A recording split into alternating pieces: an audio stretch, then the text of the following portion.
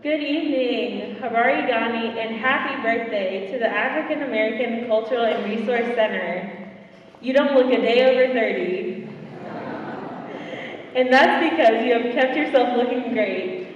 The contributing penmanship of your history has been documented and carried these last 30 years by the capable hands of the staff, the active alumni, and the campus community and partners, along with the most important component to our success, the students. So tonight, as we celebrate the building, we cannot do so without the inclusion of most of you who are viewing both virtually and in person. You are answerable to the many activities and accomplishments that have brought us to year 30 on today, September 21st, 2021. So grammatically speaking, tonight is not a period to end the success of the center after 30 years. Instead, it is a comma that signifies that there's more to come. More students, more programs and services, and many more birthdays. I am Christina White, your co-host in Miss Kwanka 2021.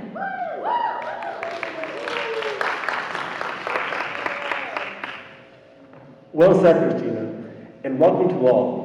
Not only am I honored to represent the AACRC as Mr. Kwanka, I am overly proud to serve the Cultural Resource Center at a pinnacle period in UC Black history, where we are literally standing in real time on our campus, participating in another era of UC Black excellence.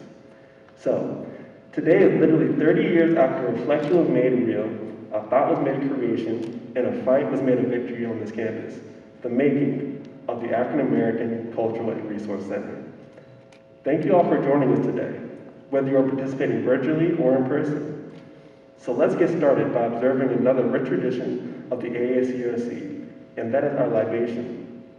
Today's libation will be presented by one of the most active student activists who had worked boldly and aggressively to bring the AACRC to our campus. Please welcome Mr. Reggie Brazel, class of 1993 and UC track athlete, and the carrying the sword of the Glen City Rio Track High School.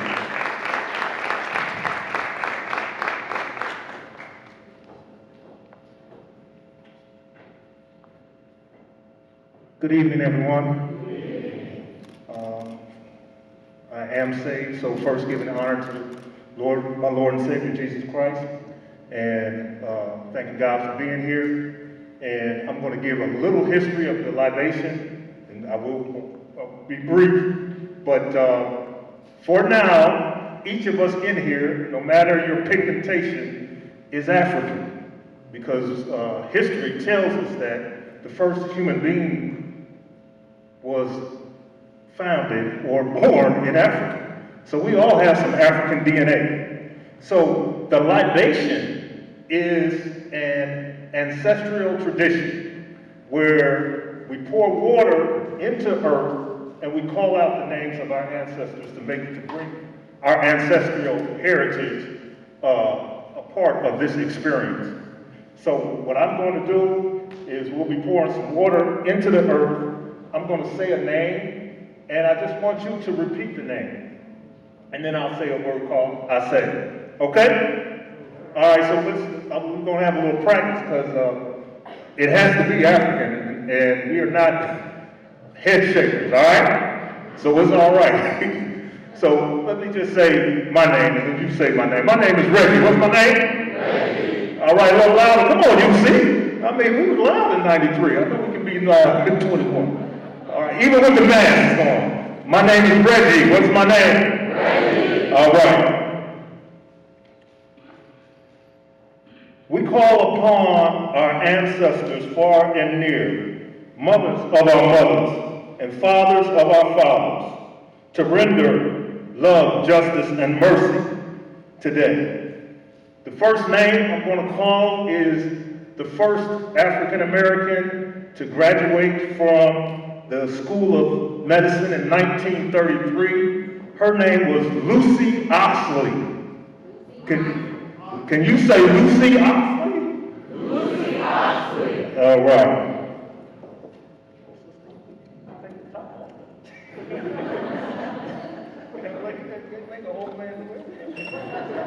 All right. We got that straight up? All right, brother.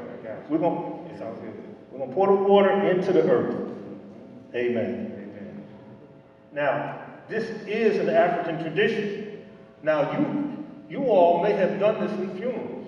If you see young men or young ladies pouring liquor into the ground, they don't know why. They don't know it's an African tradition. This comes from the continent.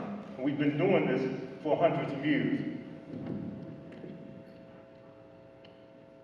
The second name is a former director who used to be here, one of the greatest women who I had the pleasure of knowing, who was a director at the University of Cincinnati. Her name was Linda Bates Parker. Can you say Linda Bates Parker? Linda Bates Parker. Amen. We're not going to get that on the board right there. All right, brother. Sharp suit you got on, young man. All right.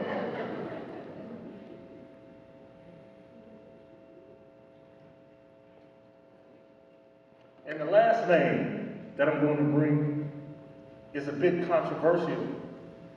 This young brother was not a UC graduate, but he was killed by a University of Cincinnati police officer.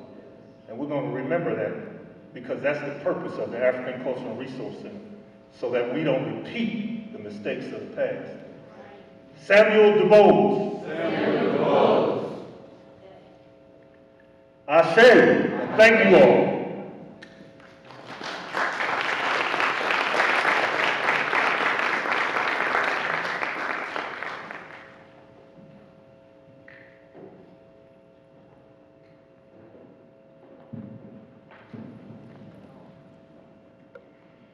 Thank you, Mr. Brazel, for bringing the fire to the African tradition and appropriately starting us off in the respect that is due to our ancestors.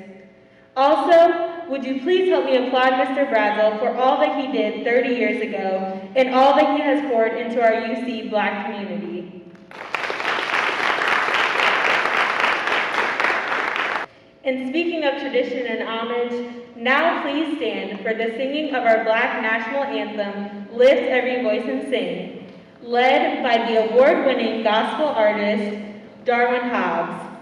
We will sing the first verse in chorus, and the words are projected on the screen.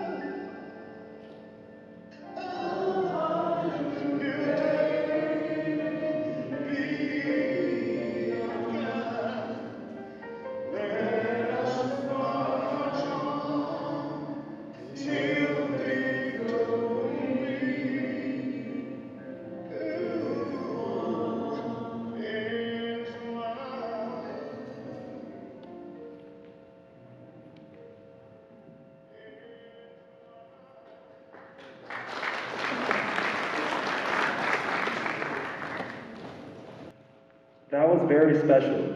And thank you all for lifting your voices and singing as well. And now to deliver our official University of Cincinnati welcome remarks, please welcome Deborah Spotts Merchant, Vice President for Student Affairs.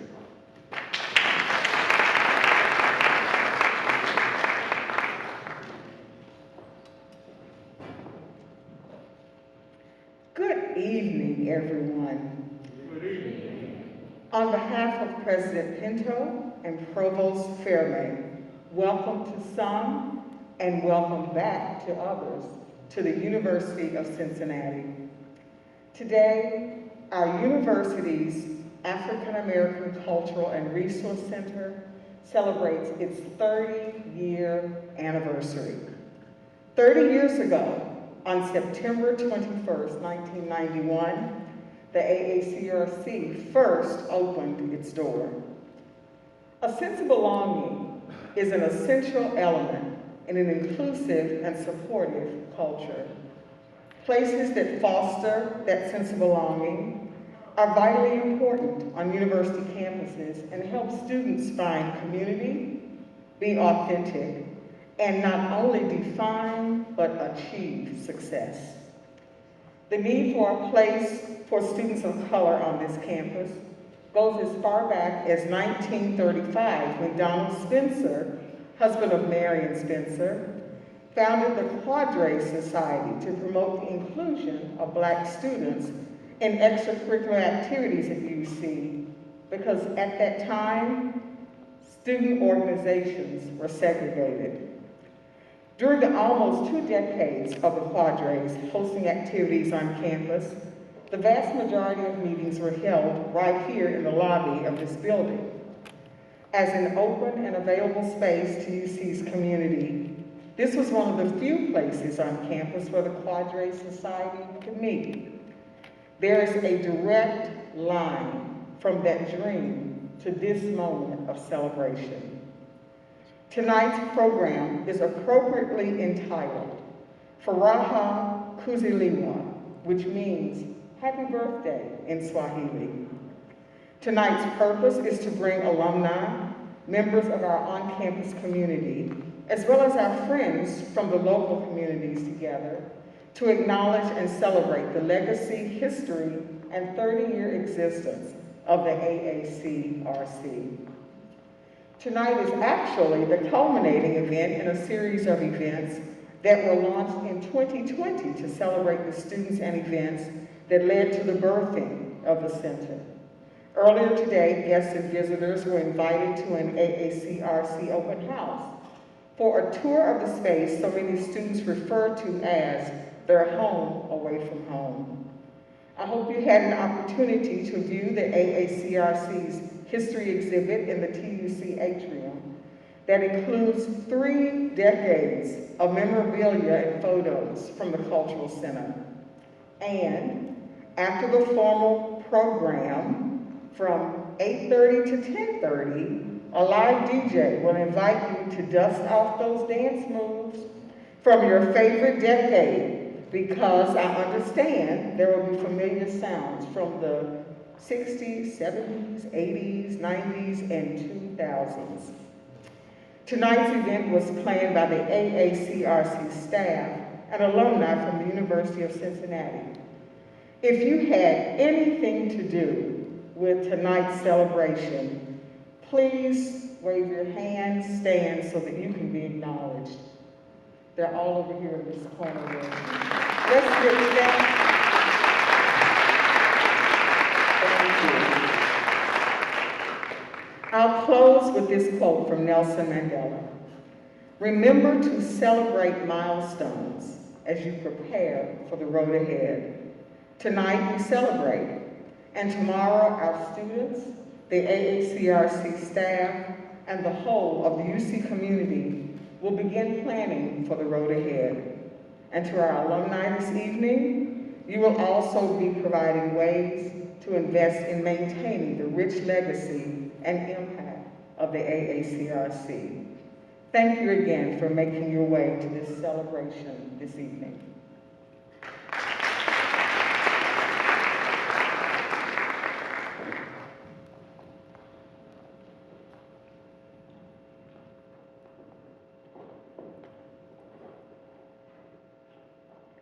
Thank you, VP Merchant, for your excellent remarks, your supreme leadership in the Division of Student Affairs, and your support of the AACRC and its programs.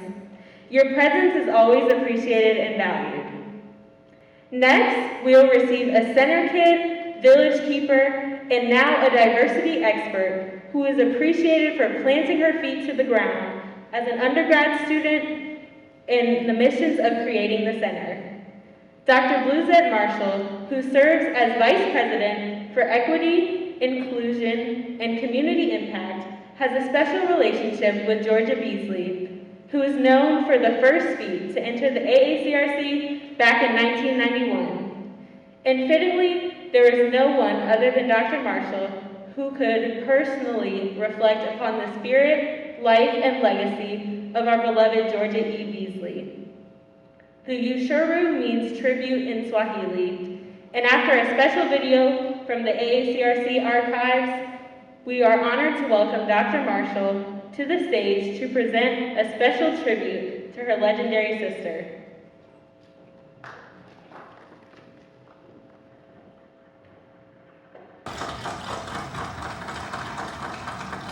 At this time, we would like for Ms. Beasley to be escorted and Ms. Spencer Byron, and then followed by the board, and we're ready to go in. Asante Sana.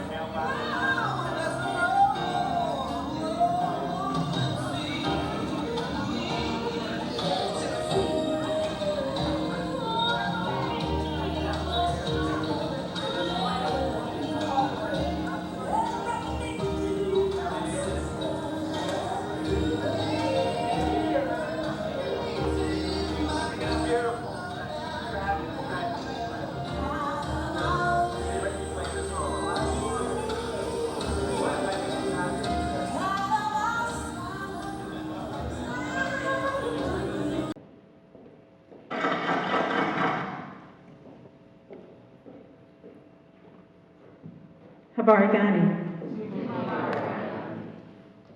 For those who may not know, Habari Gani is a Swahili term that means, what good news do you bring? And so today, we celebrate good news, 3 decades, 30 years of our African American Cultural and Research Center, Cultural and Resource Center on campus.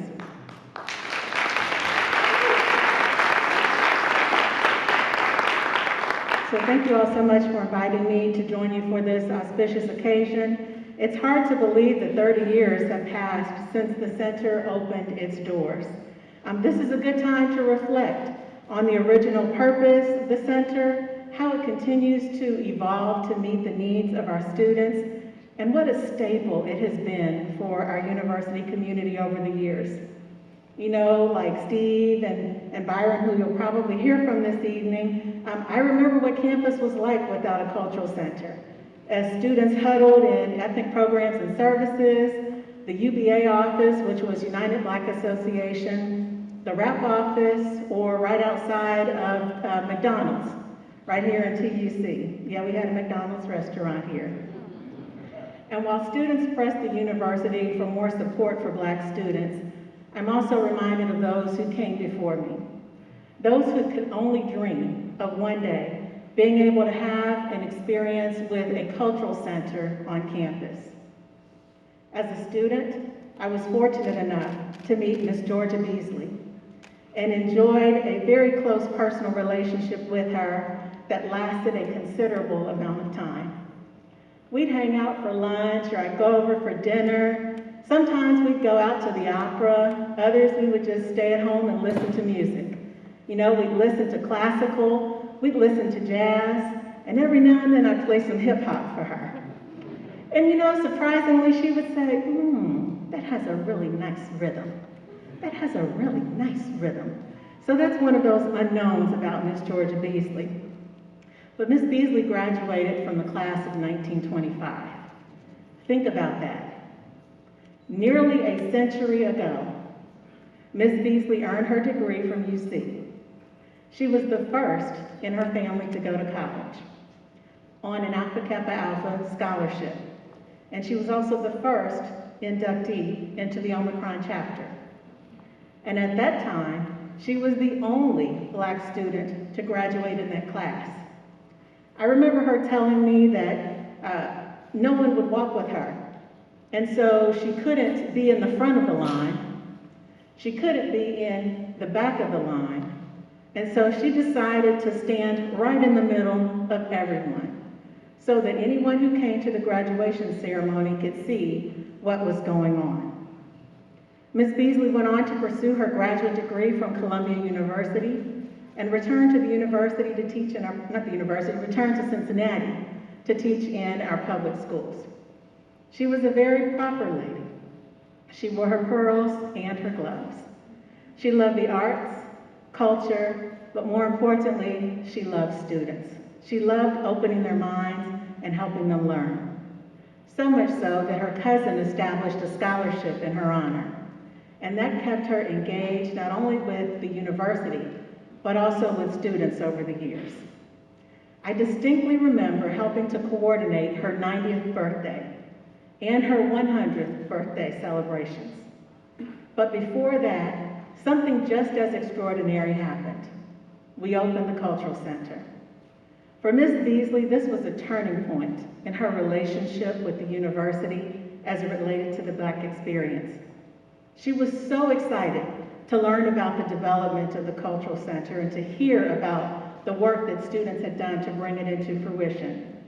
But even more than that, she was excited to participate in this opening ceremony. Campus was abuzz that day.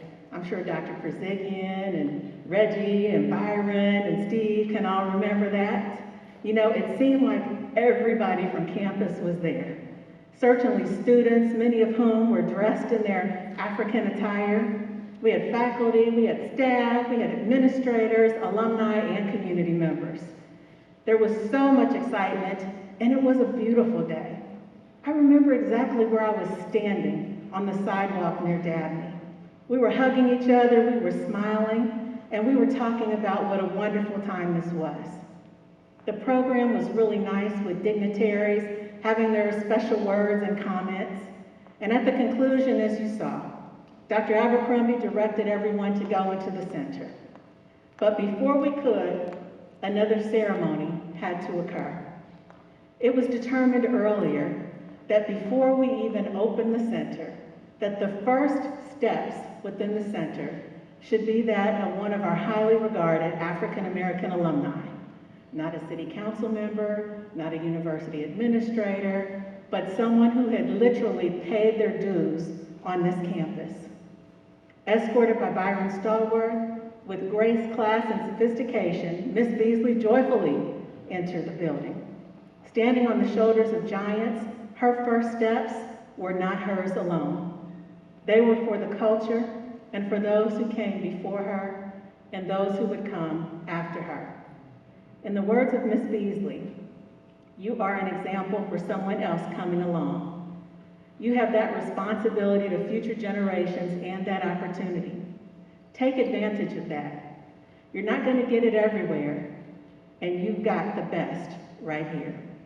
So with that, I thank you very much, and that was just a glimpse into the life and the impact that Ms. Beasley had on me, but also on this campus. Thank you.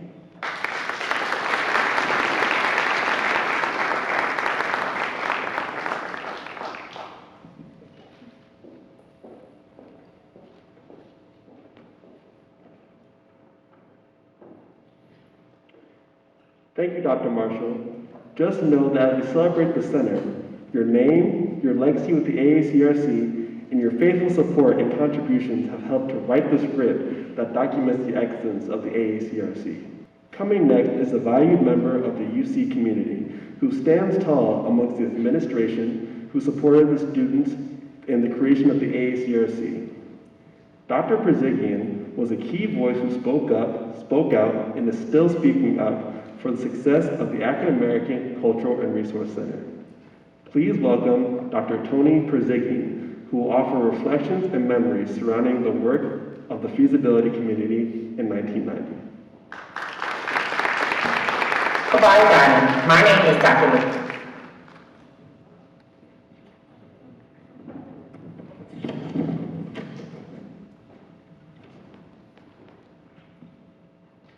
Well, good evening.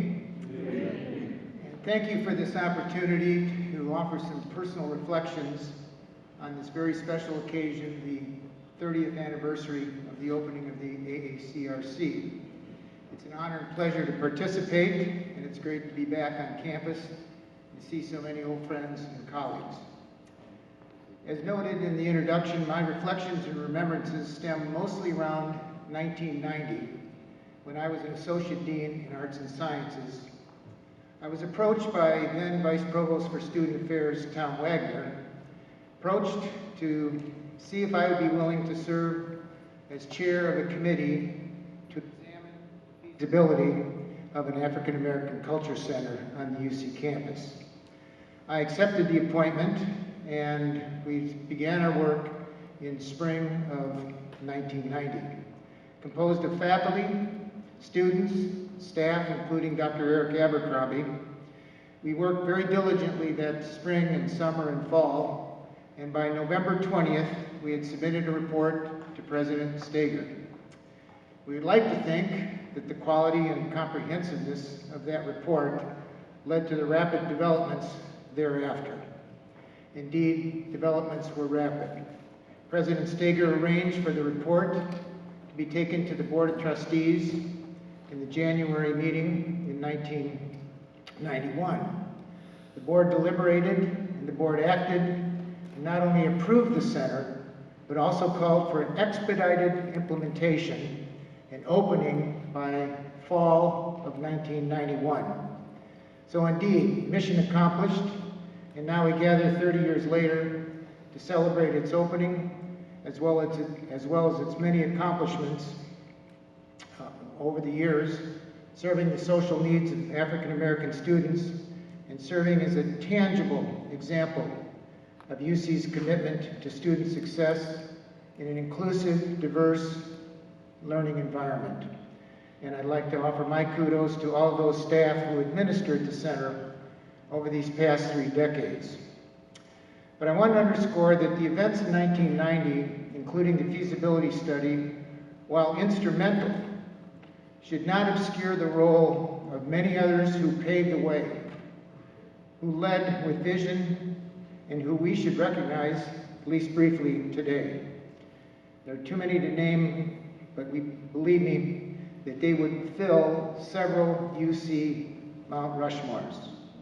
Indeed, let's not forget the founders of the UVA in 1968, the Dwight Tillerys, the Melvin Posies, the Eileen Cooper Reeds, and the Tony Jacksons, to name a few.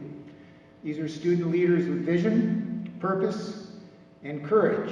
In fact, right out of the gate, they presented 30 demands to President Langsam.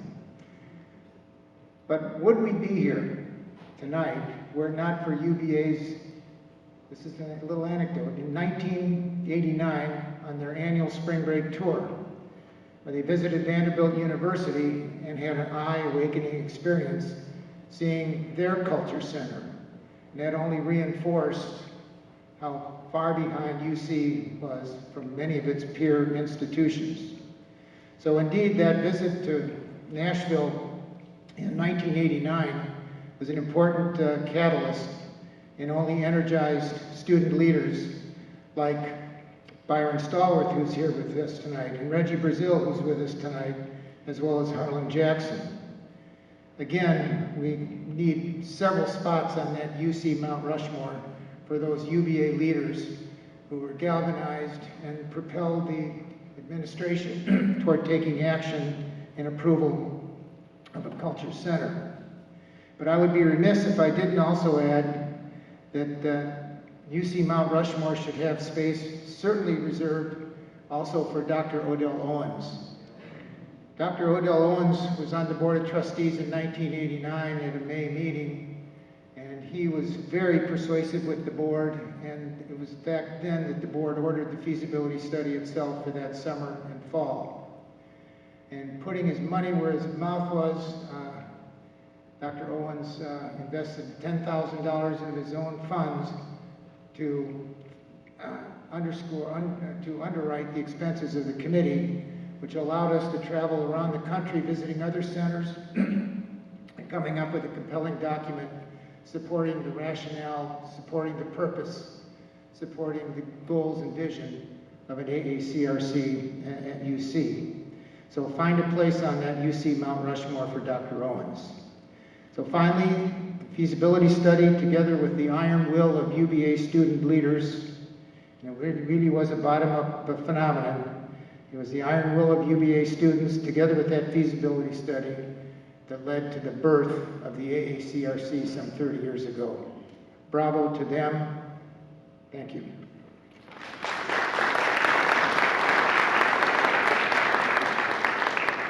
Next, please welcome Eka Williams, President of 4A, who will speak on behalf of the African American Alumni Affiliate.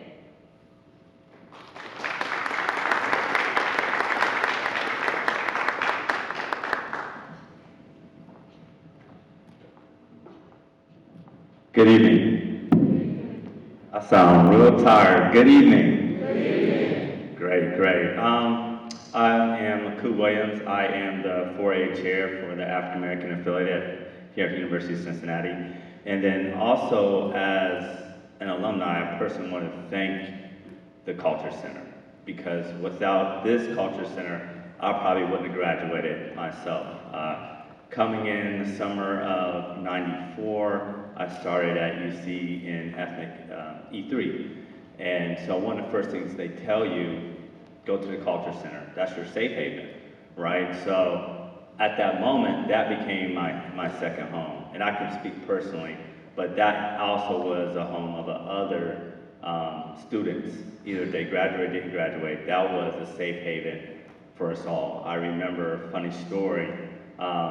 It would be times that you would be hungry, and at the time, the Alley Cat was connected to the Culture Center. So it was a place where you could kind of go eat, play pool, get some food. Well, understand the black community was very small then, so we were as a family, so they would just say, go next door and get something to eat from the Alley Cat. Mind you, I didn't say pay, right? So it was just the community that you had that was very important that the Culture Center had. And without the Culture Center, that bond, that family that we have today is the reason why I exist as 4A chair and why our Alumni Association is as strong as it is.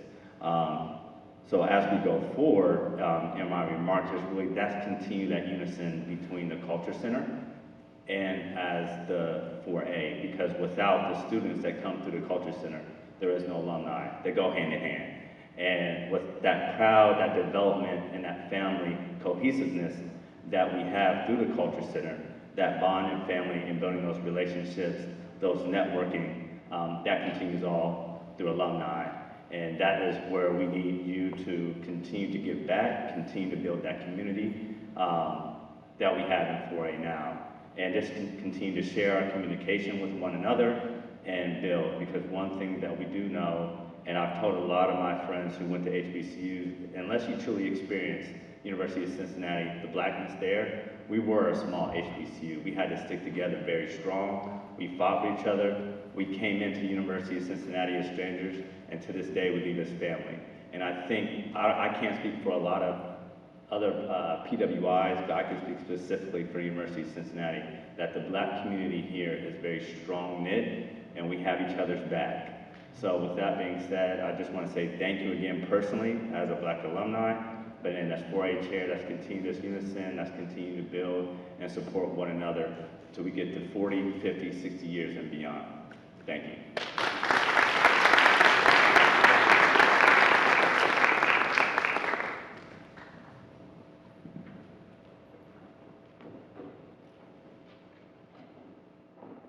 Thank you, Brother Williams.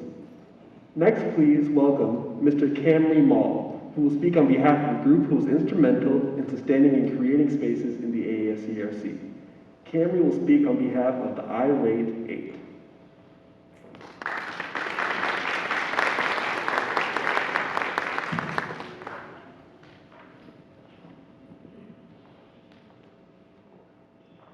Habari Ghani.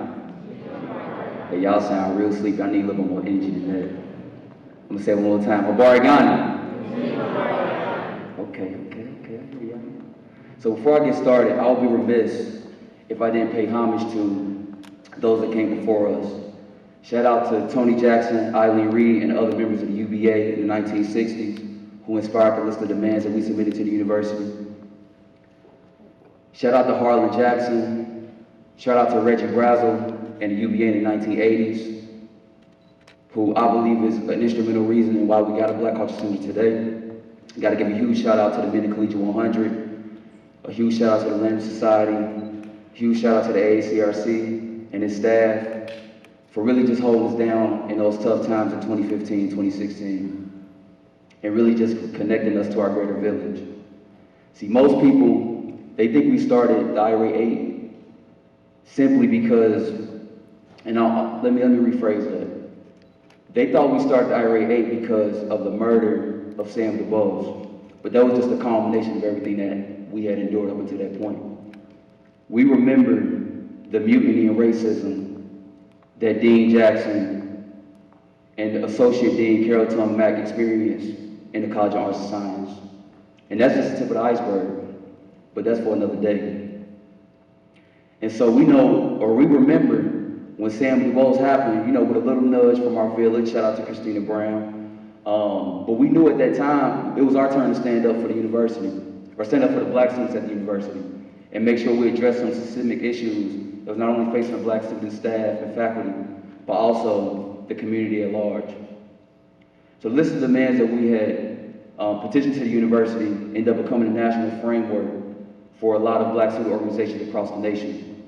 And the one demand that I'm most proud of that we were able to see through is not only the renovations of the Black Culture Center, but also the expansion of the Black Culture Center. And now we got a space that will carry us on moving forward for the next 30 years. I believe our success was predicated on a few things. One, we were all academically sound, and we made sure that we were involved in the right positions on campus. So, we had me, I was on the board of trustees. We had my frat brother, Mitchell Phelps. Shout out to the Newts, shout out to BH. Mitchell Phelps was student body president. We had my man Chris Stewart holding it down in the College of Engineering. We had Brittany Bibb holding it down UBSA, Ashley Nakati doing everything else. And, for us, it wasn't about selling out. Like, we knew we all needed to be in the right positions at the right time, so when it was time to affect change, we could do that.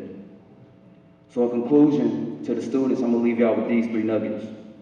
In the words of Nipsey Hussle, remember it's a marathon. Stay resilient. Stay 10 toes down. 2, make sure you groom and mentor leaders to come after you. And remember, you might not see it through. It might be for the next generation, but that's cool because that's what it's all about. We gotta pay it forward for those who come after us. And 3, if you don't remember nothing else I say today, just remember this. You hold the power at this university, period. Your tuition pays these people's salary. So if you want to see change, change ain't never happened from being and playing it safe. So stay dangerous. Apply pressure and see it through. Thank you.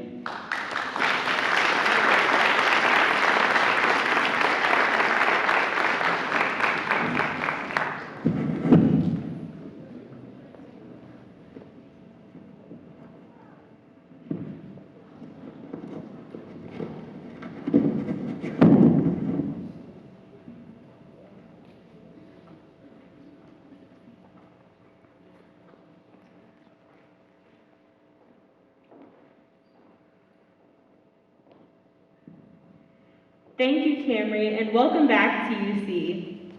Coming next is Justin M. Gibson, Program Director, Diversity Outreach and Engagement, who will introduce a special anniversary new initiative.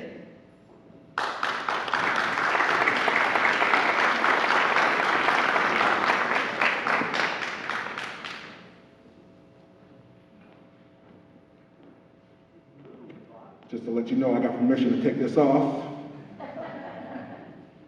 And I know it's a very serious event, but this has been a family reunion. Some of y'all folk I ain't seen in about a year and a half. And so many memories flooded back, all at once. And then Laku brought up the Alley Cat. See, I don't know where Brandy at. Brandy, you remember the Alley Cat? Who else remember the Alley Cat? Going from the center to the Alley Cat and getting some wings or getting some pizza and then going back over to the center for study tables and all those. Oh, I guess it is a tough crowd today, huh? Okay. Okay, well, let's go. Habari got it. Okay. Let me go and get into it. So in an evening where we were able to hear stories about how the AACRC has impacted so many lives, please allow me to offer up my own story.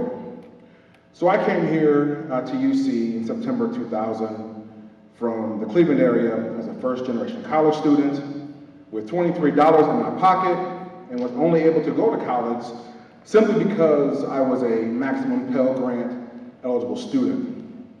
Not a single other student from my high school came to UC, and I had no family here, so I was literally, in every sense of the word, on my own. And I quickly found the AACRC, or it found me. I'm still not sure how that went. And Dr. Terry Hurdle, right over here to my right, admitted me into the first official transitions class. And when my father passed that December of that year, I used the little money I had for school to help with funeral expenses. And so when I got back, I told some people my issue, and I was told to go see Dr. Eric Abercrombie. I didn't know how it happened, but just a few days later, I had my books. And later, that winter quarter, see, he was on quarters then. I don't know, y'all young students understand what it's like being on quarters. Y'all probably think he arrived in September, like he already off the wrong foot, he a whole month late. So, but we were on quarters then, so I don't even know how to explain quarters. You have to ask somebody else.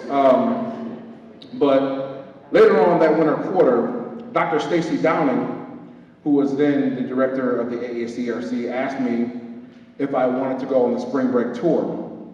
And so I told her I didn't have money to pay for it, and she responded, for those who know Stacy, in the only way she could, I didn't ask you if you had any money. I asked you if you wanted to go on the tour. And was that good? Don't tell her I did that. I don't know if she's watching virtually. And over the summer of my freshman year, after going home, I received an email from Dr. LaShonta Jones-Tenner, which said something like this. I was talking to some of the staff at the AACRC, and they recommended you to be added to the Darwin T. Turner Scholars Program. So my story when it comes to AACRC is so strong. Even Eric Wofford over here to my right let me join the choir knowing I couldn't sing. And so the center itself, affectionately known as the center, You don't even have to say the AACRC. You say the center, people know exactly what you're talking about. But the center has made a difference in my life and has changed the trajectory of my family. And even though I don't recognize any of the young faces there anymore, and certainly none of the music that they play there, it is still home, and it will always be home, and I will always be a proud center kid. And that's why this evening I invite you to join me on this very special endeavor. The AACRC is partnering with the UC Alumni Association and the UC Foundation on a fundraising campaign in celebration of the 30th anniversary of the African American Cultural and Resource Center. The goal is to raise $30,000. This campaign begins today, right now, and will be used to create programs that meets the needs of our students, as well as strengthen existing ones such as Brother to Brother, Sister to Sister, Tahimba, and the Spring Break Tour. And yes, your gift will go directly to support the AACRC. And just like that movement that was started more than 3 decades ago, reaching this goal will take all of us. Because we know that when we pool our collective resources, there is nothing we cannot do or accomplish. So this evening, we're not asking you to make a donation. We're asking you to make an investment, to plant a seed that one day will produce the most fragrant of flowers. And how do we know this? It's because we have 30 years of evidence to back it up. In your program, or at least adjacent to it in your seats, there's a card that has the information you need to make your gift. You are even able to use your smartphone to scan the QR code, and it will take you directly to the giving page. And for those of you who are watching virtually or through social media, don't worry. We're going to make sure you get your link so that you are able to make your gifts as well. So in the spirit of ukarimu, which is the Swahili word for generosity, let us pool our collective resources to support the center and all they do for Black students at the University of Cincinnati. And this is off script, but let's not even pretend that it's just Black students either. It's our white brothers and sisters, our Latino brothers and sisters, our gay brothers and sisters, our faculty and staff, all the programming that happens at the center that is so vital to the lifeblood of this university. Let's follow the examples of other great Black alumni who have given so generously to the AACRC, such as Jerome Jackson, Brenda Woods, Audrey Woods, Eric Royals, Andrew Oyedeji, our own Dr. Bluzette Marshall, and of course, Mother Georgia Beasley. And when you make that gift, make sure that it is one that says, I love you, and I support the work that you all are doing. Because the AACRC is our home, and these are our students, and now is the time to show them how much they mean to us.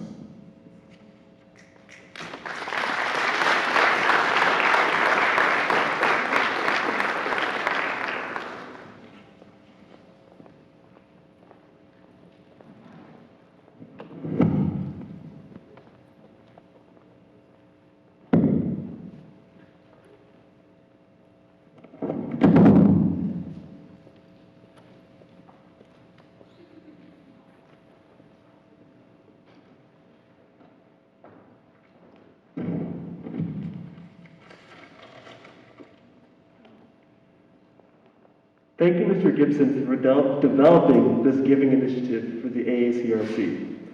And thank you for your program that you hosted at our 25th anniversary 5 years ago that undoubtedly set the stage for the 30-year event.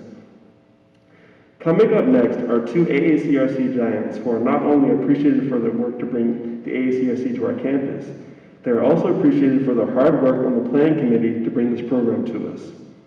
First, Professor Stephen Jones, class of 1991, is the assistant professor at the Linder College of Business. Following Professor Jones is Byron Stallworth, class of 1992, who now serves as the CEO at Included Building Solutions. But before that, we'll be playing a brief video from Professor Stephen Jones.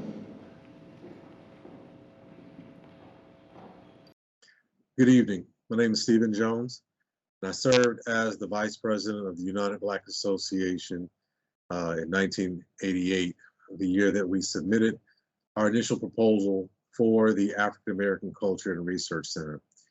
I'm very honored to be a part of this 30-year celebration. I can't believe it's been 30 years since the Cultural Center was established at the University of Cincinnati.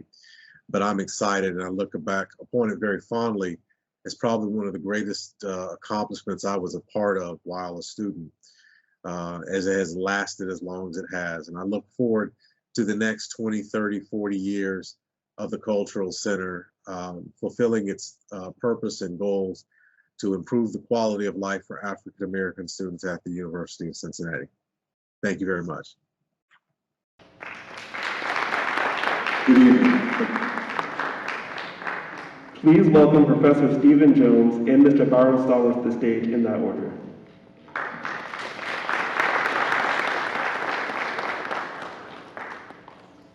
Good evening, everyone. I'm honored to be here.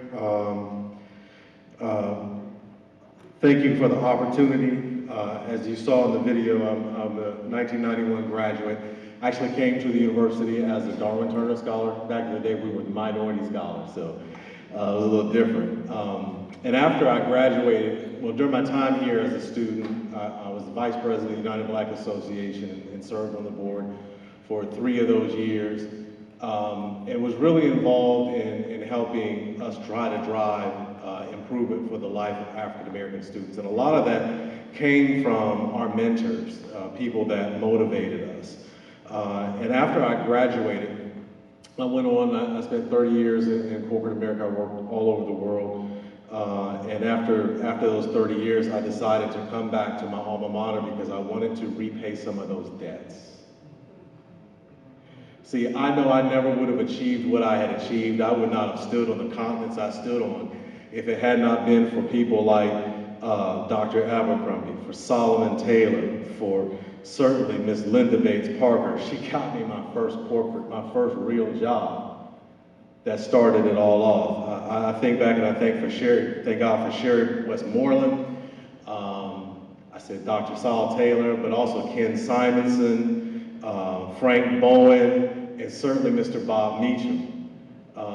And if you don't know who they are really also on that Mount Rushmore of legends of people who really paved the way. But I realized that as my career was winding down, I was in a place where I really wanted to pay back what I knew I could not pay them back, but I could pay it forward. And so I'm really here standing in agreement with my brothers as a call to action for the alumni to come back and to support not only the university, but particularly the Cultural Center, and especially our African American students. When I came back to UC as a full-time professor 2 years ago, I was really surprised when I found that although the overall student enrollment was higher than it was when I was a student, I saw fewer African American students in 2020 than I saw in 1988. When I walk through the halls of the College of Business on a daily basis, I see fewer African American students than I saw in 1987. As a matter of fact, the majority of the African American faces I see in the College of Business on a daily basis are the janitorial staff. So my call is for us to remember how we got where we got. Who paved the way? Who made us? Who made an impression on us? Who motivated us? And come back and share that with our students at the Cultural Center. Because just as we had mentors, just as we had people who challenged us, just as we had people who taught us not to ask for anything, but to go and take what's yours, who taught us to go after what we were entitled to and not wait on something to be given, we need to share that as well with our students today. Now, I'm not just asking for you to spend your time, I'm not asking for you to quit your job like I did and come back and teach. But if you so choose, students need to see that there are African American professionals who do what they want to see done.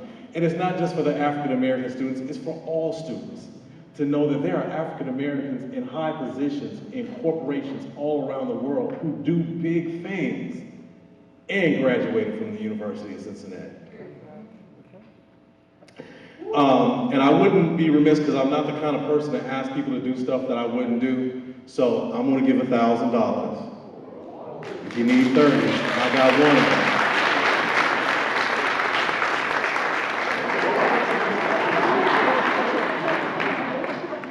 But I know I would not have achieved the things that I achieved if it wasn't for the mentors that I had in my life.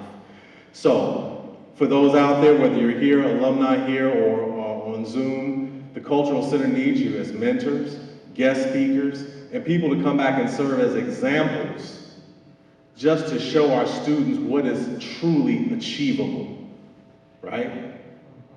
All right. I look forward to seeing y'all on campus.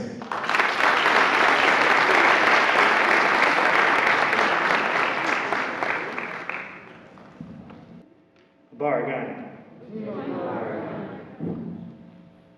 I'm happy to be here. I'm Byron Stallworth. And the first person I met at the University of Cincinnati with my mother after coming back from Army Med School was Stephen Jones, the guy who spoke right before me. And one of the things after he got me set up in Dabney Hall, he said, there's a student organization called the UBA, United Black Association. It'll cost you $1. I need to see you in that office. And 30 years later, I'm happy to give my $1. But when Justin put up the $580, the $500 was me. The Steve just upped me, didn't he? I want to spend my time calling names, saying the names, giving the roses while people are here, to those who spent time being a student leader and getting behind a cause and making a dream, a plan, become reality. So you've already heard Mayor Dwight Tillery, his name evoked, but there were other professors, leaders, doctors that were involved in sculling us, inviting us to their homes. Yes, they invited us to their homes because they weren't going to have these meetings on campus. Okay? So if you're a young student leader, please raise your hand. Young student leaders. It can get real. All right? So that was Dr. Mel Posey, Dr. Odell Owens, Kenneth Simonson, Dr. Hinton, Dr. Abercrombie, and most people don't know this, but Reggie Harlan and I would have these private meetings sometimes with Dr. Norman Baker and Dr. Wagner, where the rest of the UVA was not around. I came behind two awesome leaders. I consider them to be friends, but more mentors. Harlan Jackson, who was president of the UVA, and I was on that very spring break tour with him. And I'd like to say that his administration was, we want this. And there were some students that are in the room at the time. Resi Bradgett, Bill Harris, Lori Davis, Eugenia Eccles, Tiffany Hinton, Kevin Foston, of course Harlan Jackson, and Stephen Jones. We all lined up behind those leaders, and there's a next group of leaders that came with Reggie Brazel. And Reggie was a different kind of leader from Harlan and myself. He would tell you like it is. He would get in your face. He would push you. He would challenge your blackness. And there are a number of things that happened during his administration. We went to visit other colleges, Ohio State, UK, IU, Colgate, Harvard, Yale, Rutgers. As Tony Przigan, Dr. Przigan spoke of, I was blessed enough with that gift from Odell Owens to travel to the Northeast with Dr. Abercrombie. But there are some student leaders that went on those trips to the other schools. Some of them are here today. You would stand up, If you went on those tours, you went to other schools, stand up. I want the young students to see that they're here.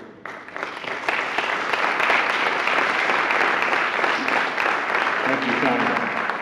Thank you, Amber.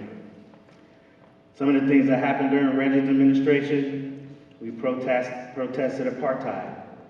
That was a thing. Some of you may not even heard it, know what that means. But we protested on the bridge.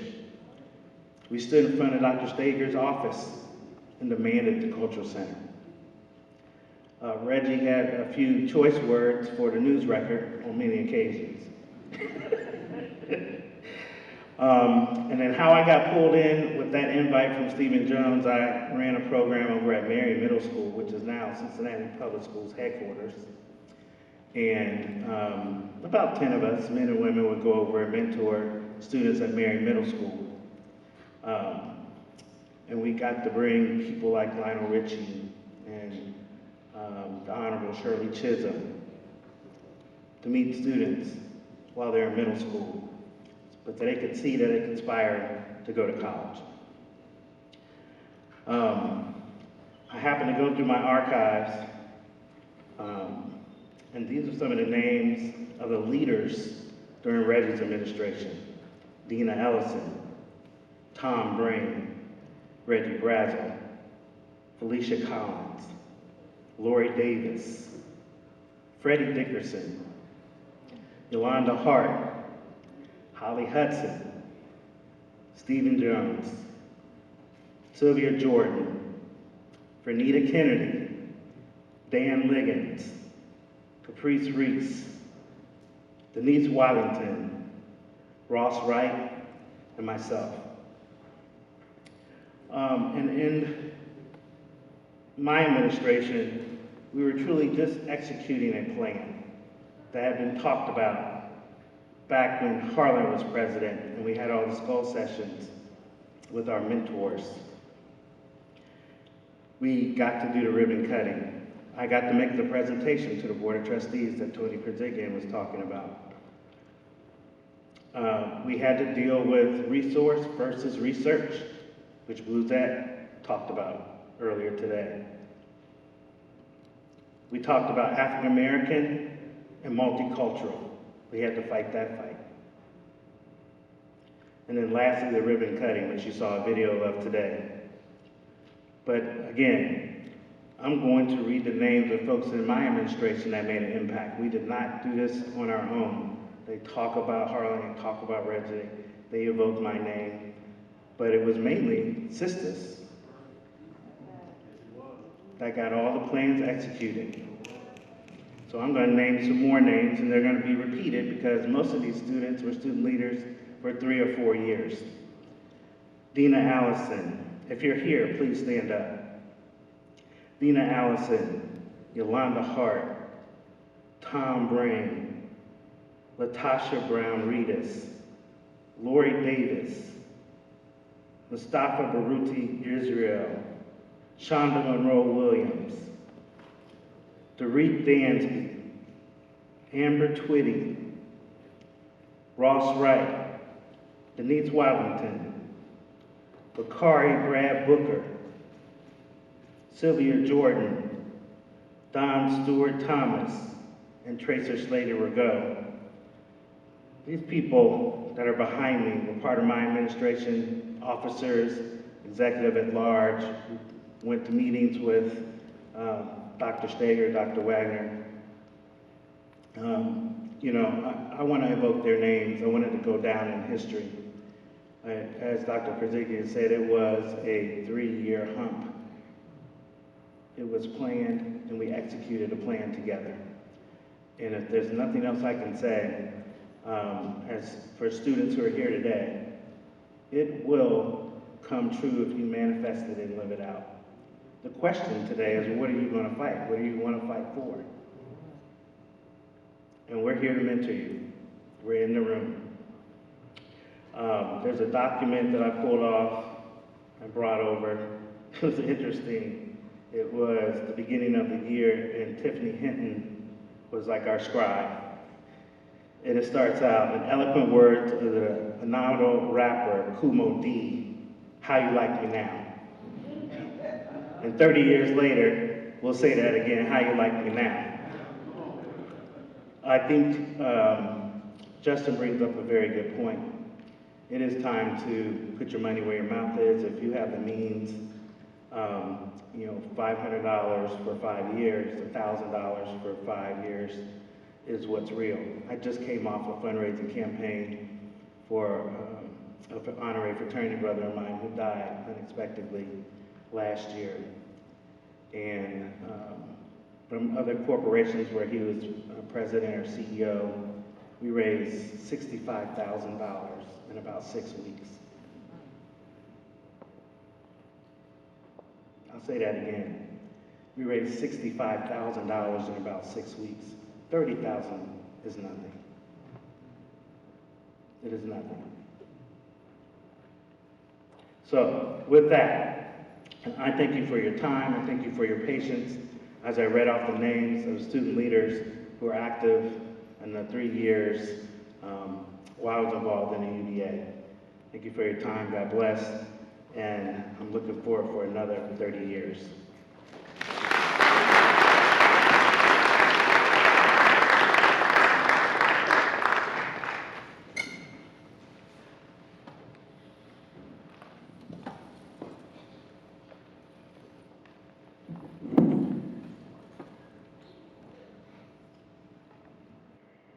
Thank you both for those most inspiring messages. I am both inspired to reach back, give back, and praise those who have come before us. And what I've just expressed will be perfectly reflected in these next 2 segments. First, I will ask my student peers to reflect upon their experiences with the AACRC, after which we will hear from one of the most inspiring Black women on our campus, Mrs. Mercedes Johnson, as she will reflect upon her inspiration as once a student to now one who watches over the center community. Coming to the stage, we will have Cameron Morrow, Gerald Crosby, Julian Hill, Naomi Admasu, followed by Miss Mercedes.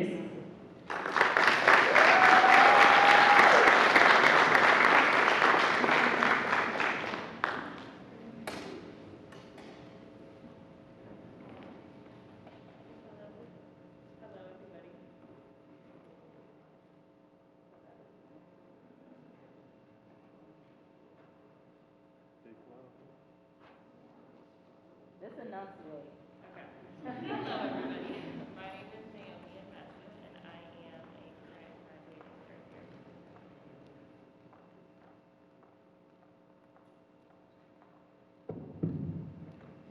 Okay.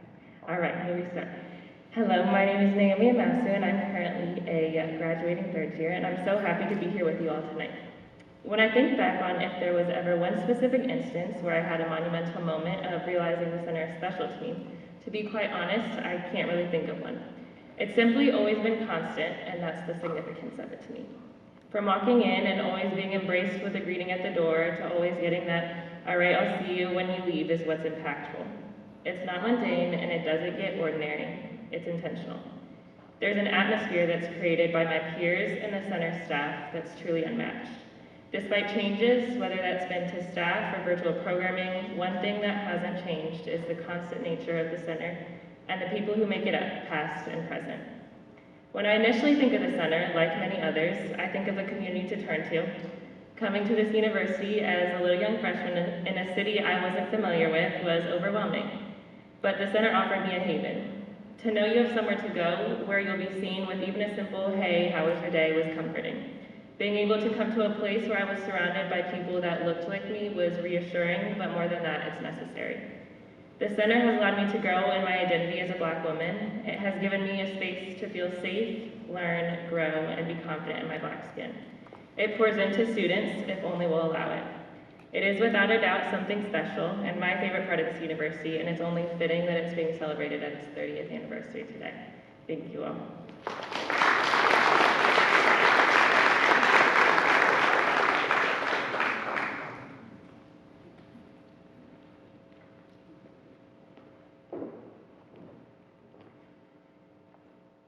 Good evening, everyone.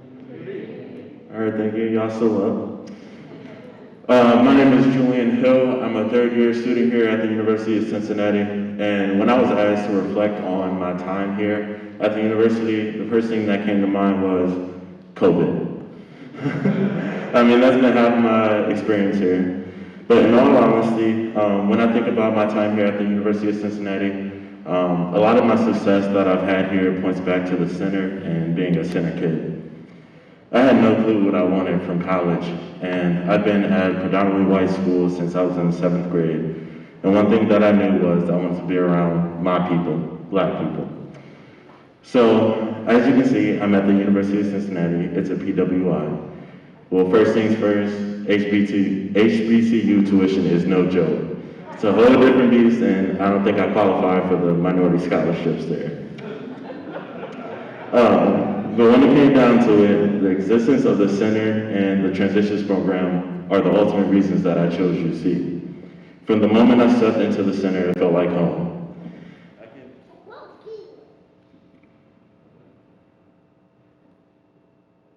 Hello, all right. From the moment I stepped foot in the center, it felt like home. I can't tell you how many of my friends have a picture of me asleep in the loud room. But that's just how comfortable I felt at the center and the people who walked through those doors. For those who might not be familiar with the center, they might just think it's a space for black students to hang out, but it's so much more than that. The AACRC is truly the heart of Black UC.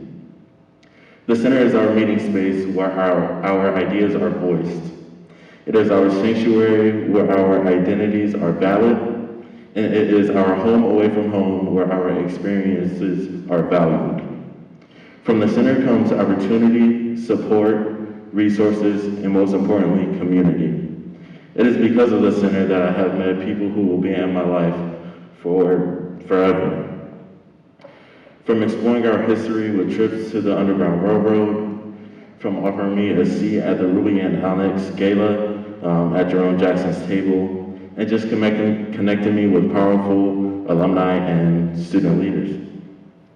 The center has never once stopped pouring into my social, academic, personal, and professional development, even throughout a pandemic.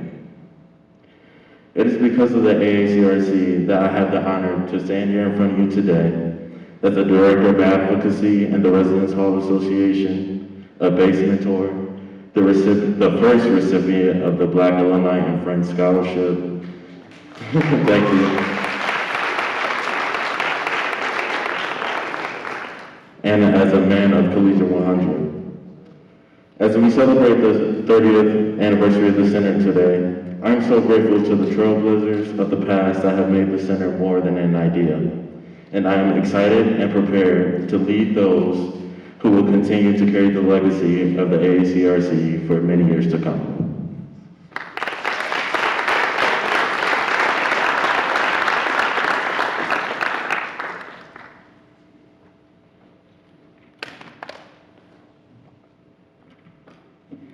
Good evening. My name is Gerald Crosby, soon to be UC alumni, spring 22.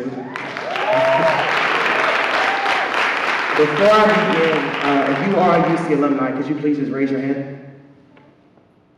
I want to just start off by thanking you all for all you've done for us, and just emphasizing that we are the fruits of your labor, and everything that we are able to do is because of you. So thank you again for all of your work, sincerely.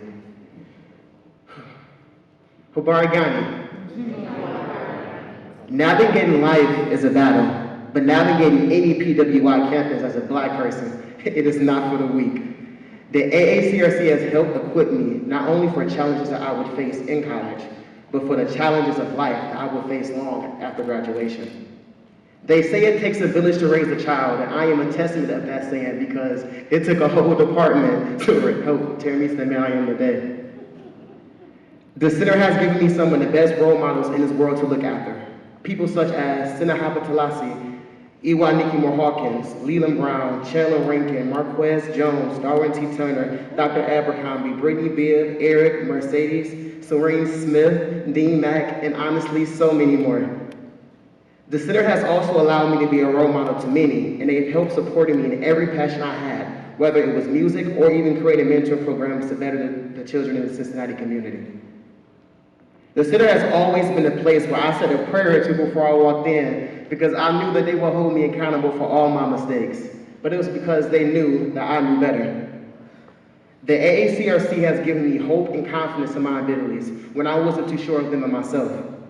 They educated me on my African roots and helped me understand the bigger picture, that anything that we do in our lives is bigger than ourselves. To me, the African American Cultural Resource Center has been a place of growth, prosperity, and opportunity. I can't say that every experience I have had at the center has all been peaches and cream.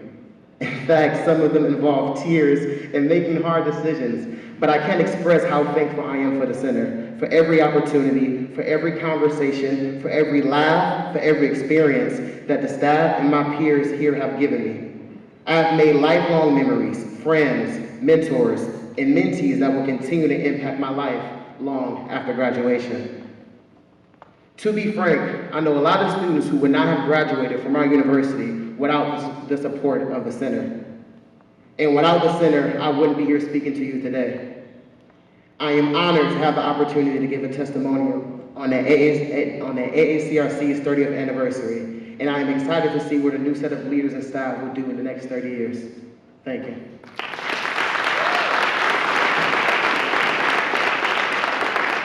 Good evening, everyone. I am just super happy to be here tonight and to just see everyone as we celebrate a place that has brought so many of us together and created relationships that have played such pivotal roles in our lives as students, staff, faculty, and administration.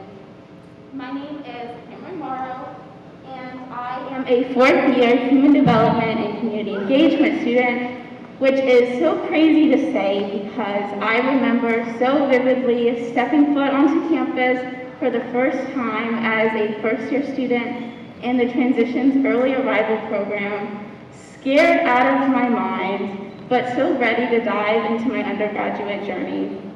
Because at this time in my life, I was really craving a sense of community that I had never had before. And that is exactly what I got from the center. And I think we can all agree that the center is more than a place. It's the people, it's the relationships, and it's a community unlike anywhere else on campus. Immediately, I felt at home. I remember thinking, this is going to be my place. I was just so fortunate to be welcomed by the people that have been the backbone of the center and who have contributed immensely to my development and confidence. Mrs. Nikki, Mercedes, Bib, Mr. Eric, people that literally push me out of my comfort zone every day, encouraging me to reach far and high and reminding me of my worth and reminding me to pursue things that I'm passionate of. Your investment in me and your investment in so many students has only fueled my own desire to support that next generation of student leaders. And I think that's the importance of tonight and what so many of you have all shared with us. So thank you to those, past and present, who have and continue to pour into the space that we treasure the most. But I am super excited to share that tonight we have a special event planned, and I would like to now invite my dear friend and co-president of the Lambda Society onto the stage, Tiara Taylor, who will now introduce herself and share a little bit about the honorary.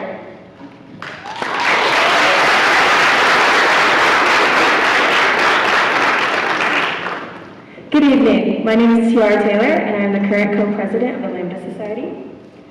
The Lambda Society was founded on April 20th, 2006 by 4 outstanding women who created the only Black women's honorary on the UC campus dedicated to service, womanhood, unity, and justice. And tonight, we are honoring even more wonderful women. So as we continue to be a light in the world, may we please have all the Lambda women here today come on stage.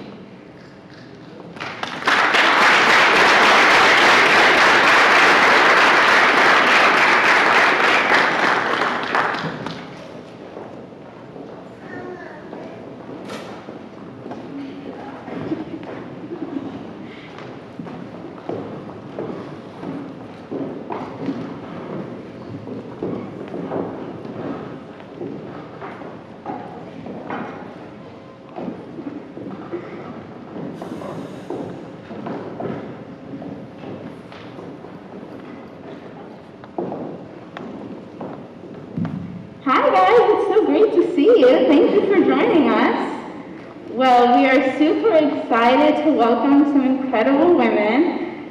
So on this day, September 21st, the Lambda Society proudly taps Janice Ortiz.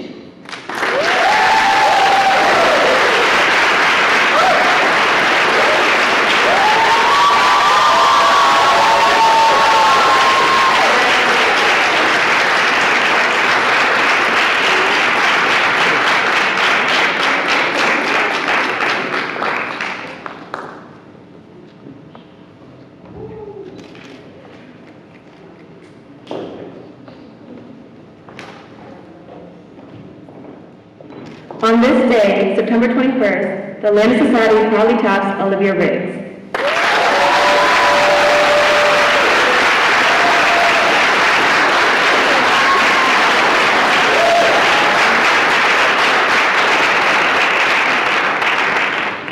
On this day, September 21st, the Lambda Society proudly taps Ziona Kellogg.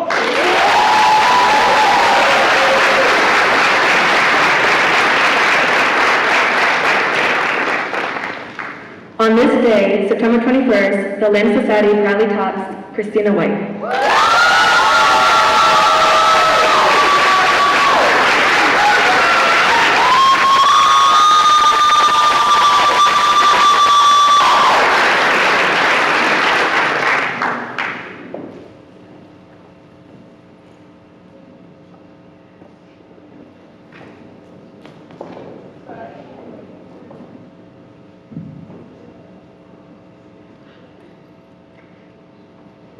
On this day, September 21st, the Lambda Society proudly taps Imani Coleman.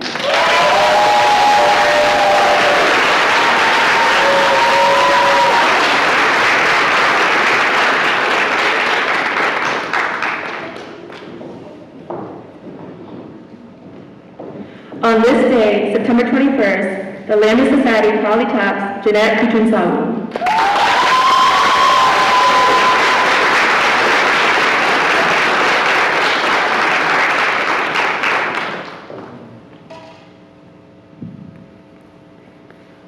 On this day, September 21st, the Lambda Society proudly taps Kiara Rose.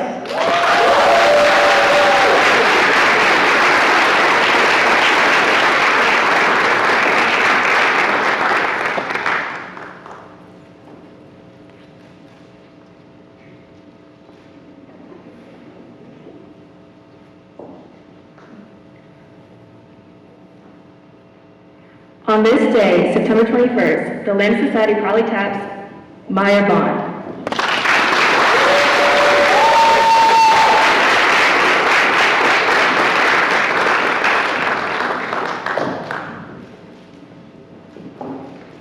On this day, September 21st, the Lambda Society proudly taps Carrington Rainey.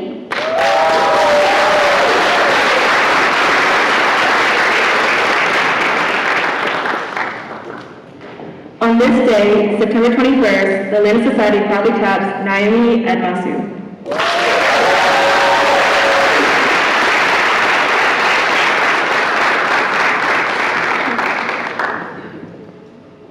On this day, September 21st, the Lambda Society proudly taps Jasmine Jones.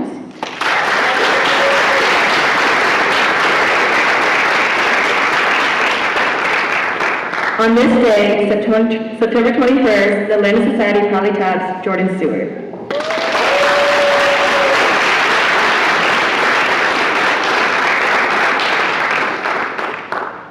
On this day, September 21st, the Lambda Society proudly taps Kennedy Roberts.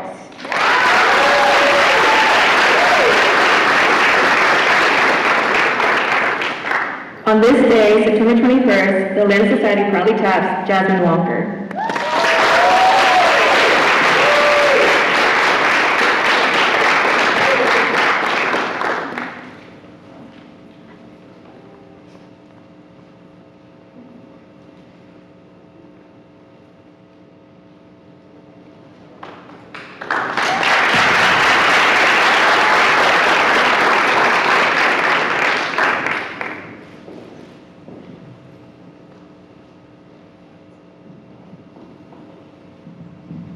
Well, that concludes our fall TAP class. Thank you all so much, and we hope you enjoy the rest of your night. I know there's more to the program, so don't leave, but thank you.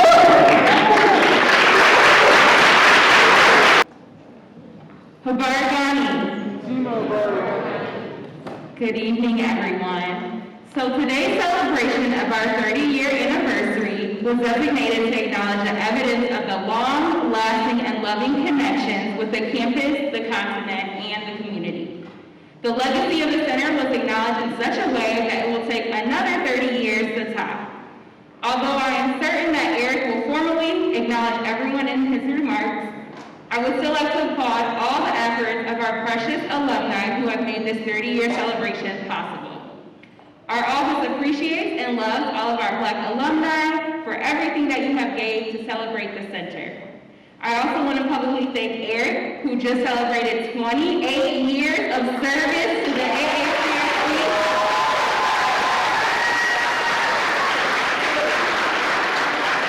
So Eric has truly done a wonderful job of bringing our alumni together to not only plan today's celebration, but all of the celebratory events leading up to this day. Let's give him another hand.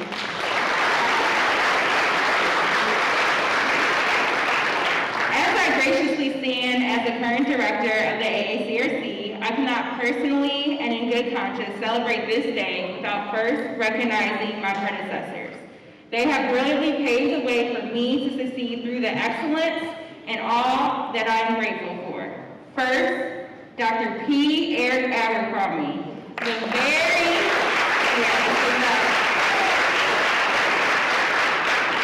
very first director of the AACRC, whose eyes, ears, and breath positioned the center to build upon the excellence that he initiated.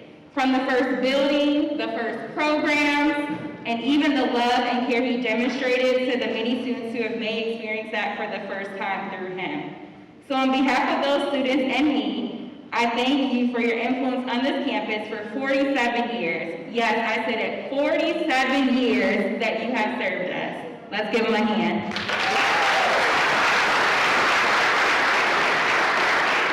And to Miss Nikki, the very first Black female director of the center. I know I personally needed, appreciated, and valued her shoulders as I watched and learned under her guidance, passion, and love for her center kids. And it was easy for me and many others to love her back. Her impact is still being felt, her name is still being projected, and her passion is still being driven inside of me. I have big shoes to fill, but so did she. And because she succeeded, that gives me the confidence that I can succeed too.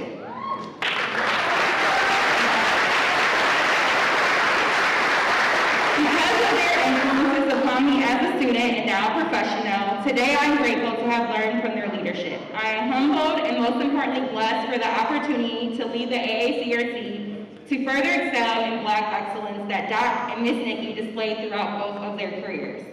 While they are not physically able to be with us, their great spirits are present and sit amongst us. Therefore, it is fitting that we pause and applaud them for their leadership, their sweat, their tears, and all of their years.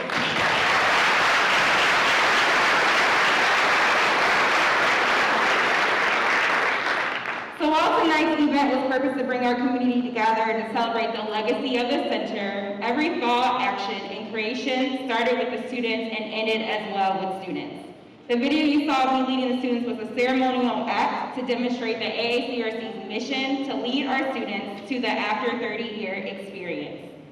The AACRC continues to partner each year with our village keepers, our campus colleagues, our community partners, respected alumni, and more to provide innovative programming that impacts the lives of our students. So how do we position for after 30? Building on the ways that got us here. We meet our Black students at the door with our QABA Black Student Welcome, our Transitions Early Arrival Program, our Abercrombie Living Learning Community, and our Summer Leadership Retreat. This gets them started on the long road to navigate their way through a large campus community.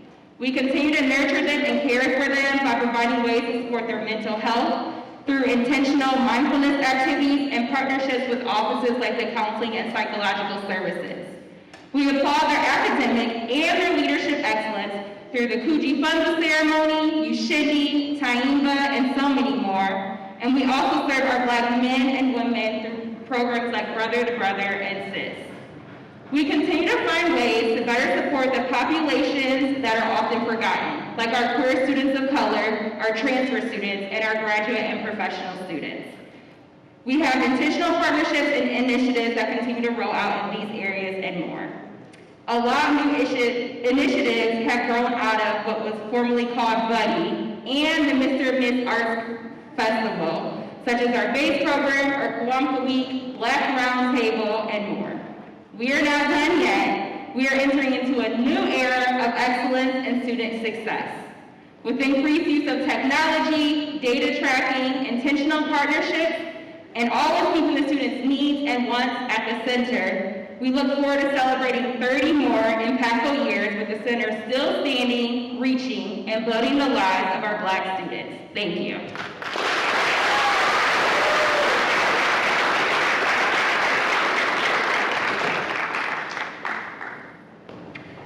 Thank you, Mrs. Mercedes, for all you do to lead students to their future successes. Your impact has already been felt on campus in just a short time as director, and tonight was also a compliment to your leadership success. Now we have another AACRC celebrity who was not only responsible for helping to create the center, but is most noted for creating a staple event that is known all over the country as Black Graduation Celebration. Please welcome the founder of Taimba and the first program coordinator in AACRC, Denise McKenna Wadlington Zanu.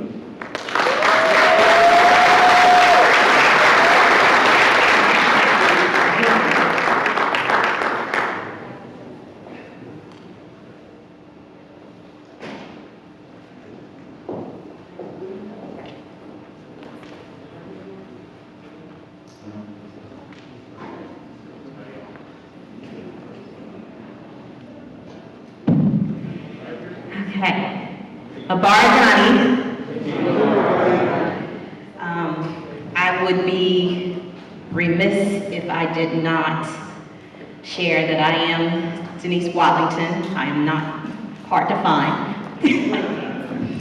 Class of 1991, College of Education, with a minor in African American Studies, special ed graduate, and proud of it. I want to give a special thanks. I was not a scholarship baby. My father worked 80 hours a week, 6 days a week, for me to be the first in my family to go to college and to graduate. And today, he and my mother are celebrating their 58th wedding anniversary.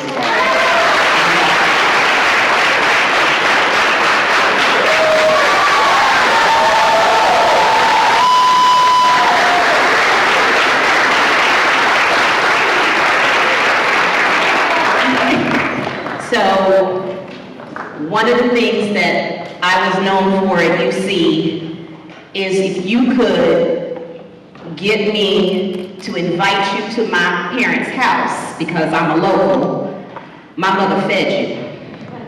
We were the cultural center before there was a cultural center.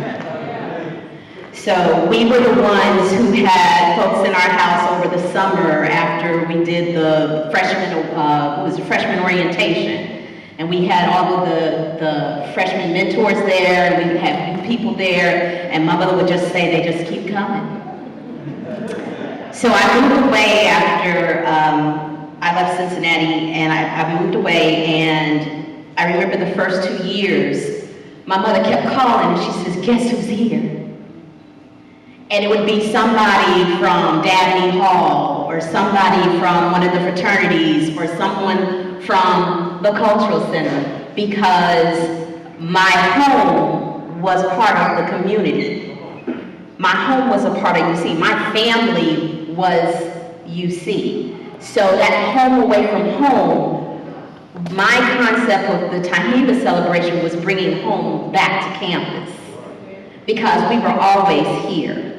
I want to thank my parents for opening their doors to so many students and feeding them all the time. They would get food when I wasn't even living there. I would be like, I'm not even there anymore. You tell him I'm living out of town? She'd say, yeah, but he looks so homey, he needed some food. So thank you so much for everything you've done, not just for me, but for a lot of the alumni that came through, you know, and so we appreciate you. I have here a proclamation. When we talk about proclamations, it's a declaration. And in African and Yoruba tradition, they call it ofo ashe. For when you speak it, so shall it be. So, be it proclaimed, and I'm going to have to use my, then I'm telling my age now. Okay, here we go. Whereas the University of Cincinnati's African American Cultural and Resource Center has served the campus for 30 years as an inspiration and strong supporter of Black students. And whereas the University of Cincinnati's African American Cultural and Resource Center has been a pillar of strength, hope, resilience during a time when Black students, Black faculty and staff, as well as the community members needed reassurance they were not alone and had advocates working on their behalf. And whereas the University of Cincinnati's African American Cultural and Resource Center has led by example, demonstrating continued commitment to assist the University of Cincinnati's mission towards the retention, matriculation, and the graduation of Black students, and enriching the lives of those it encounters throughout their academic career. And whereas the University of Cincinnati African American Cultural and Resource Center has created a safe space for Black students to feel welcomed, loved, respected, while continuously providing the cultural, spiritual, and academic support they need. Don't forget the academics. That's what we're here for.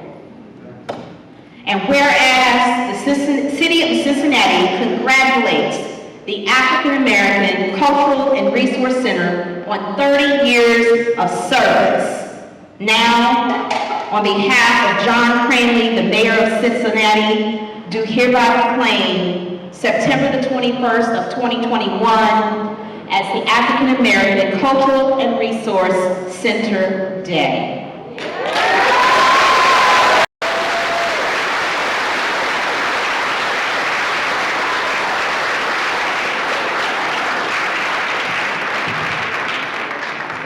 Sister Wadlington, I am honored to share the stage with you, and we are all appreciative of your strong AACRC legacy that will always be celebrated on our campus.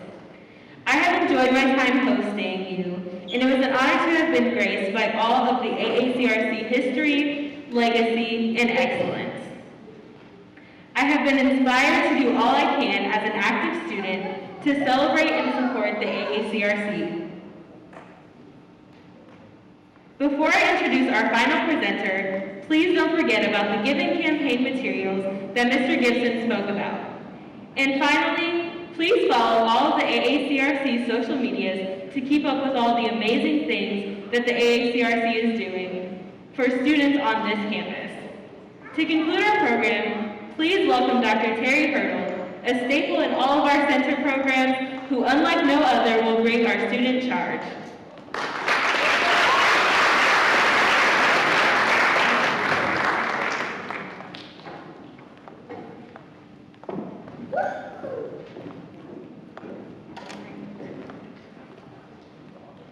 Well, the charge, the Harambe. As we close out this portion of our celebration, we would like to place a special focus on our current students as well as our current student leaders. Harambe means to pull together.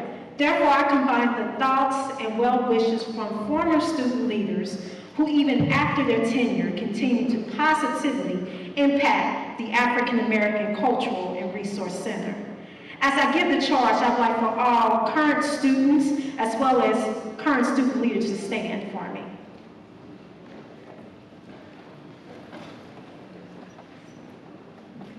So the number 30 means highly creative, optimistic, and energy. As we prepare for the next stage in our journey, please Please hear the collective charge based on 7 different words or phrases. First, repeat after me. Acknowledge. Continue to learn, recognize, and celebrate the impact of those who came before you. These actions will not only strengthen you, but also enlarge the mission and influence of the African American Cultural Resource Center. The next word, joy. Understand and know that there is a radical joy in being Black. Though the work towards justice is hard, joy is also part of the movement. Elevate. One former student shared that we should not only work to take the AACRC's mission to the next level, but we also must protect what we have through our support, participation, and working as one. Now, this is one I know you know, for the culture. Meaning that we honor and celebrate our achievements, knowing that they were not only created and fought for those who are here presently, but for those who will follow after you. Next, community and relationships. There's importance in creating relationships that push you to love yourself hard. Again, that push you to love yourself hard. Engage in activities that you not only enjoy, but encourage you to thrive and not remain in survival mode. Continuation.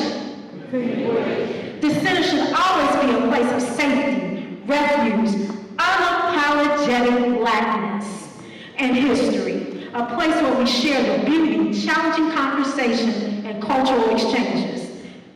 The center is just a physical representation of all these different things. And so with that being said, we wanted to say asante, which just means thank you. Thank you to those who push for the manifestation of the promise. Thank you to those who continue to support the promise. And thank you to our current students and leaders who challenge us daily to keep the promise. Now, can everybody stand for me? Now, I said Harambe means let's pull together. So what does Doc usually make us do at the end of every time he asks us to get a 60s fist and raise it high. Yes. Hope I can do this right. Lord have mercy, Doc. Anyway, so together with this raise, we're going to say Harambe on the 3rd time. Please hold Harambe. So we're going to say, up, Harambe! Up, Harambe! Up, Harambe! And hold it, up, Harambe!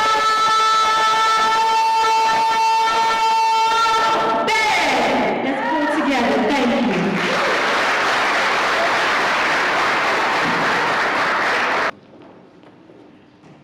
Thank you, Dr. Urban. You always inspire us with your absolute and pure fire. We have to come to an end of what has been a wonderful experience, which I was honored to co-host. And before I leave, for those of you who want to kick it, join us at the AACRC tonight for the after party with DJ One Take.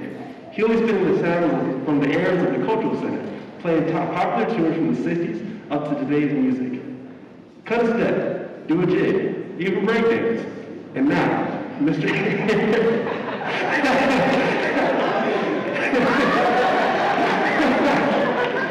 I'm sorry. And now Eric Walker, who coordinated all the year-long 30th anniversary events, will give the party remarks.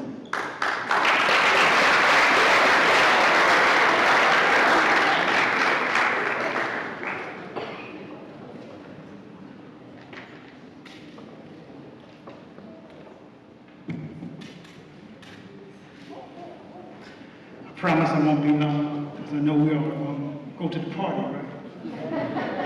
With me? Okay.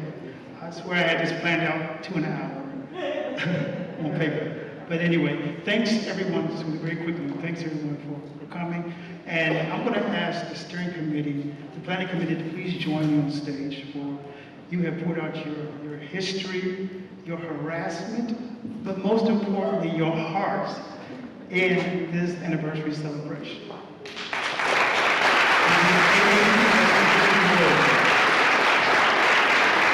So I want to thank my Student Affairs family for your support and joining us today.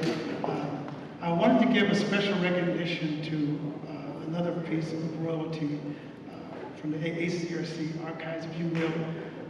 He is Mr. Bob Merriweather. If you could stand and be acknowledged. He was on the field of white children. To my AACRC family, our staff, Mercedes, where's Alan, our graduate student assistant?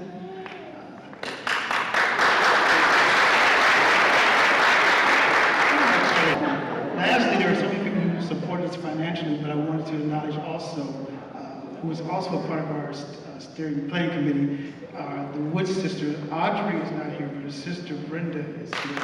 Brenda and Audrey Wood, they also sponsored like 90% of this anniversary program.